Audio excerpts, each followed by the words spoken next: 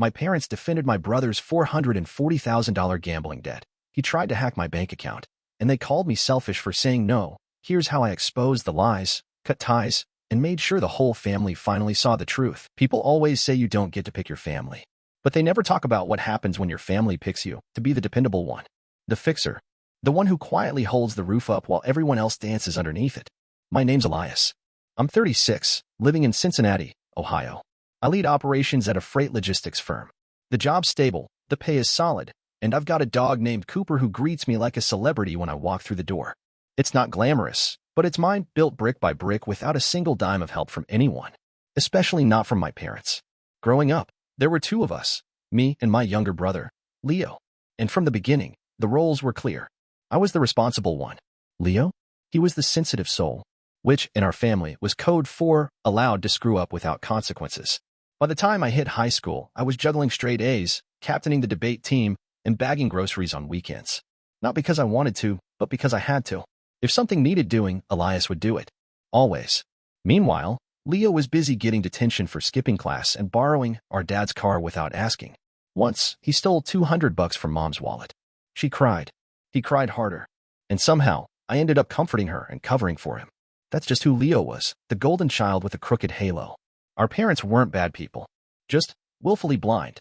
Dad was a public school principal for 30 years, the type who gave rousing speeches about accountability at assemblies, then came home and made excuses for Leo's failing grades.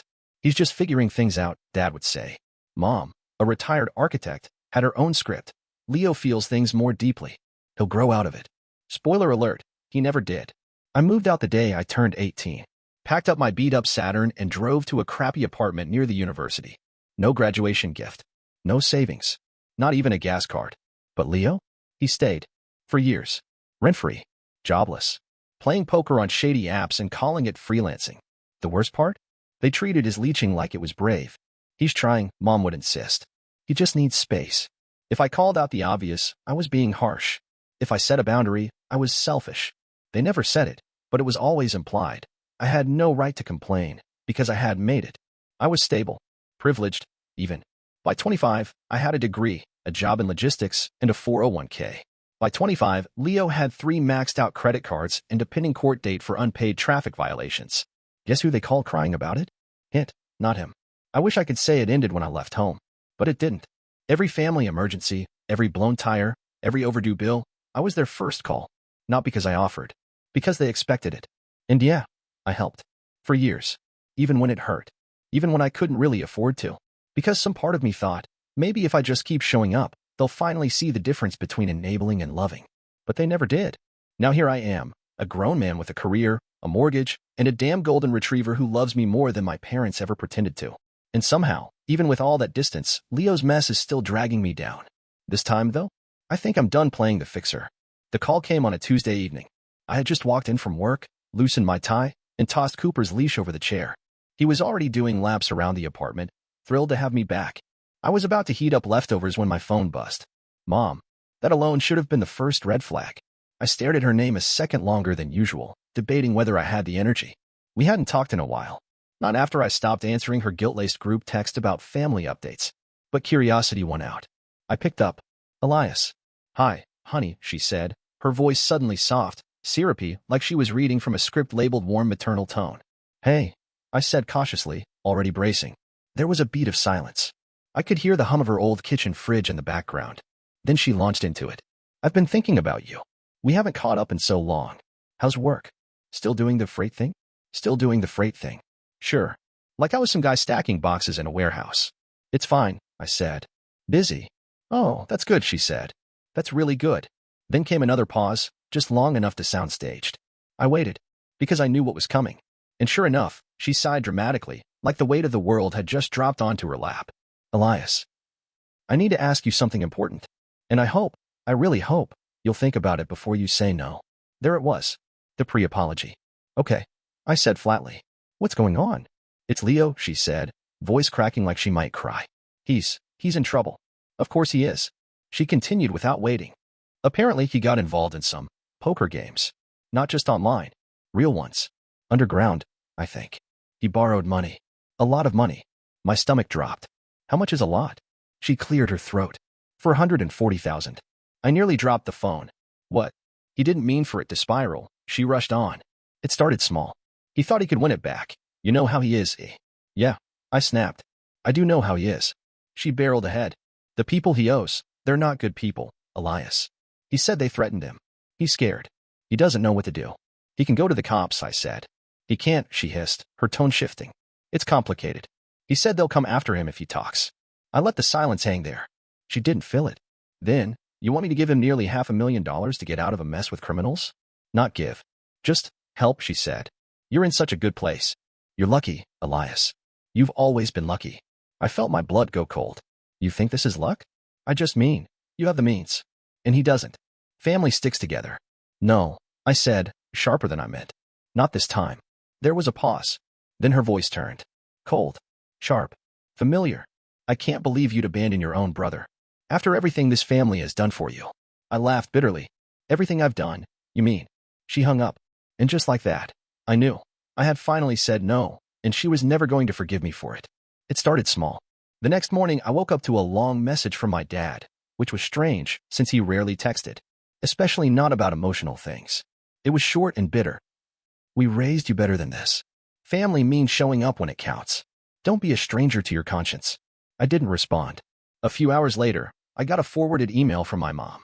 She'd CC'd me on a message she sent to my Aunt Susan, full of carefully worded nonsense about how Leo made mistakes, but some people in this family believe money matters more than blood. Then came a voicemail from Leo himself. Man? I know things are tense, but I'm in real trouble. I didn't think it'd go this far. Just help me out this one time, and I'll get clean. I swear. I'll even pay you back. I didn't delete it. I kept it, along with the rest. By Friday, the tone had shifted. The "we're so disappointed" messages became angrier, more manipulative. My mom accused me of playing God. My dad left a message saying I was killing this family slowly. That night, I was scrolling through my bank app, just a habit, when I noticed something weird. There had been a login attempt that failed the multi-factor authentication. I frowned. I never logged in on anything but my work phone or laptop. Then, 2 hours later, my bank called. Hi, Mr. Riley. This is Monica from Fifth Horizon Bank security team. We had a flagged login attempt to your online account. The security questions were answered correctly, but the second step was unsuccessful. We're calling to confirm that was you. I sat down. No, that wasn't me. She paused. Understood. The answers to your security questions were correct. High school mascot, mother's maiden name, childhood best friend. It was close enough that our system flagged it as a possible secondary user. I didn't say anything for a second, because suddenly it clicked. Leo. It had to be him. He was the only one who knew those things. We'd filled out dumb internet quizzes together back in middle school. Played video games under my screen name. Hell, I helped him open his first checking account using the exact same security questions. I thanked Monica and hung up. Then I changed every password I had. Locked down my credit reports. Enabled every alert I could find. And after that, I started taking screenshots. Texts. Voicemails. Emails. Everything. Because this wasn't just guilt tripping anymore. This was something else. Something colder. My own brother, the one I bailed out of school suspensions and job interviews, had just tried to break into my bank account. And my parents? They were still too busy accusing me of abandoning the family to even notice he'd crossed the line from manipulative to criminal. I wasn't just angry. I was done. It was a Sunday morning when my Aunt Lydia called. She never calls. We usually just exchange Christmas cards and comment on each other's Facebook photos. But that day, she rang me directly, her voice tentative like she wasn't sure I'd even pick up. I just wanted to check on you, she said after a long pause. Your mother said things have gotten complicated. I leaned back in my chair. Complicated is one word for it. She exhaled, like she'd been holding her breath. Elias, I don't mean to pry, but your mom's been saying you've changed. That you've cut off contact. That you're letting Leo drown. I let out a sharp laugh. Did she also mention he tried to access my bank account? There was a beat of silence. She didn't say that. Of course she didn't. I walked her through it. The login attempt. The security questions only Leo would know. The timeline of messages before and after. I didn't exaggerate. I didn't need to. Just the facts. When I finished, she was quiet for a long time. Elias, she said softly. I had no idea. She told us you were acting selfish. That you were flaunting your money. Ignoring Leo's cry for help. Yeah, I said. That tracks. And Leo, she went on, he called us too. Me, Uncle Ted, even Veronica. Said he needed help. That you abandoned him when he was in over his head. But he gave us all different stories. I sat forward. What kind of stories? She hesitated. Told me he owed money to a bad business partner. Told Ted it was a medical emergency. Veronica said he needed to pay off a mistake in crypto. The numbers were all over the place. 200,000. 350. Then back to 440. And now, her voice dropped. Now I'm wondering if he's even telling the truth at all. He wasn't. I knew it. And now, finally, someone else did too. That's why I'm calling, she said. Because whatever's going on, it isn't just recklessness. It's deceptive. I rubbed my eyes. You're not wrong. Before we hung up, she asked me to send her anything I had, texts, emails, proof. She said it like it was a favor, but I could tell she was scared. Scared she might have already sent him money. Scared she'd been used. That night, I got an email from my father. The subject line was one word: warning. Inside, the message was short. You are making enemies out of your own blood. There will be consequences for disloyalty. Don't say we didn't warn you. No, love, Dad. No concern. Just a threat, plain as day. I stared at the screen for a long time. Not surprised. Not even hurt, really. Just stunned by how far they were willing to go to protect the story, even if it meant throwing me to the wolves. But the thing about lies? Once they start falling apart, they don't stop. And this one was cracking wide open. I told myself I wasn't going to go over there. That I'd keep things clean and distant, lawyer up if it came to it, let the paper trail speak for itself. But then I found another failed login attempt on my retirement account. This time, the reset code had been sent to my old college email. The one only Leo had ever used when we were applying for scholarships together. That was the last straw. I texted him. We need to talk. In person. He replied right away. Sure. Anytime. Like nothing was wrong. Like he hadn't just tried to digitally rob me. I showed up the next afternoon at the apartment my parents had paid for, rent-free, of course. He opened the door barefoot, holding a Red Bull in one hand and his phone in the other. He said, all casual charm. Didn't think you'd actually come. I walked in without saying a word. The place was a mess. Empty takeout containers on the counter, 3 phones charging on the coffee table. I noticed stacks of scratch paper and a few envelopes with unfamiliar names and addresses. There was a spreadsheet open on a laptop in the corner. No freight work, that was for sure. I turned to him. You tried to access my accounts. He didn't even flinch. Just rolled his eyes like I was being dramatic. I was gonna pay you back. I just needed to speed things up a little. Speed things up, I said, incredulous. You were trying to steal from me. He laughed, actually laughed. Come on, man. You know I'm good for it. You've always covered me before. My chest tightened. That ends now. Right then, the door opened behind us. I turned. My parents. Perfect timing. Mom rushed in first, already talking. Elias, I'm glad you're here. We need to settle this before it gets worse. Dad followed, his jaw clenched. You didn't need to involve Lydia or the rest of the family. That was low. I blinked. You're worried about who I involved? Leo sat down like we were starting a family meeting. Look, I messed up. I admit it. But this doesn't have to be a big deal. You tried to rob me, I said slowly. That is a big deal. Mom raised her hands. He was desperate, Elias. Dad chimed in. You backed him into a corner. What choice did he have? I stared at them. Do you hear yourselves? My voice shook, but I kept it steady. For years, you ignored every red flag, made excuses, let him live off you, off me, and now you want to act like I'm the bad guy because I wouldn't fork over $500,000? No one spoke. I pulled out my phone. What's that? Dad asked. A recording, I said, of this conversation. Just like the voicemail where he admits to trying to access my account. I've got it all. And if either of you tries to spin this story again, I'll take it to the police. Panic flickered across Mom's face. You wouldn't. I locked eyes with her. Try me. Leo stood up then. His charm gone. You're seriously gonna ruin my life over this? You did that all on your own. He looked at our parents. Are you just gonna let him do this? But they were quiet now. Mom's hand went to her mouth. Dad sat down slowly, like his body had given up before his mind could catch up. I turned toward the door. This is your warning, I said. Try anything again, and next time it won't be a family conversation. It'll be a courtroom. Then I left, and none of them followed me. 2 days later, I sat at my kitchen table and opened a blank email draft. No music, no TV. Just me, a cup of black coffee, and a folder full of documentation I never thought I'd have to use. Subject line. For transparency, regarding Leo and recent family events. I kept it simple. I attached the audio recording from the confrontation, screenshots of Leo's text admitting he tried to access my account, the security alerts from my bank, and even the login attempt logs. Then I wrote, Dear family, I'm sending this not out of malice, but out of necessity. In recent weeks, false stories have been shared about me, stories suggesting I've abandoned this family, that I'm withholding support out of cruelty or greed. I want you all to have the full picture. Please review the attached documentation. You'll see proof of Leo's attempt to access my personal financial accounts using security information only he would know. You'll hear the conversation where he admits to it and where our parents defend his actions.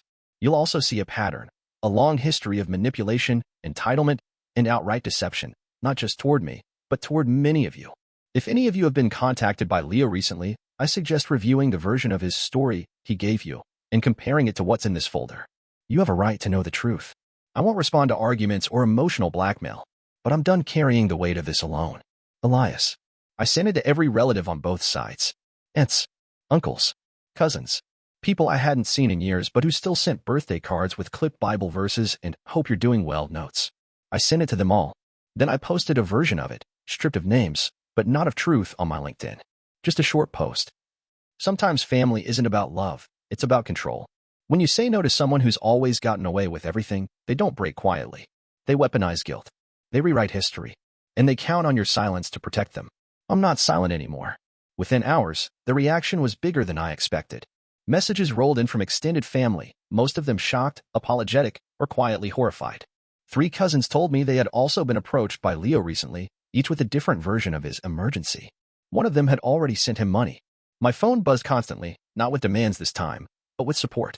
With people saying they wish they'd spoken up earlier, that they'd always suspected something wasn't right. And then the real fallout began. My parents deleted their Facebook profiles. My mom's endless posts about family unity and loyalty above all vanished overnight. Her Pinterest perfect public image cracked like a dropped teacup. Dad stopped replying to group texts. The man who once posted about his golf scores every weekend suddenly had nothing to say. I got a text from Aunt Lydia that said, "They're in full damage control." But no one's buying it anymore. I installed a security system at my place. Cameras. Smart locks. A doorbell cam with cloud storage. Just in case. I also scheduled a meeting with a lawyer. Not to press charges, not yet, but to review options. For restraining orders, for identity theft protection. For peace of mind. For once, I wasn't reacting. I was preparing. Because I wasn't afraid of what came next. I was ready for it. The next time I heard Leo's name, it was from someone else. A former coworker of his, someone I vaguely remembered from a holiday party years ago, messaged me on LinkedIn. He kept it short. Heard about what happened. Leo's out at his last job. Burned too many bridges. Word is, he's doing food delivery now. Still owes people money. I didn't respond. I didn't need to. Later that week, Aunt Lydia confirmed it. Leo had been evicted. Apparently, his roommate, a guy he'd known since college, got wind of the fraud story and kicked him out within 24 hours. Didn't even wait for rent to come due. No one wants to be tied to that mess, she said. Not anymore. According to her, Leo was sleeping on a friend's couch. Working 2 part-time jobs. Grocery stocker at night. Dishwashing in the mornings.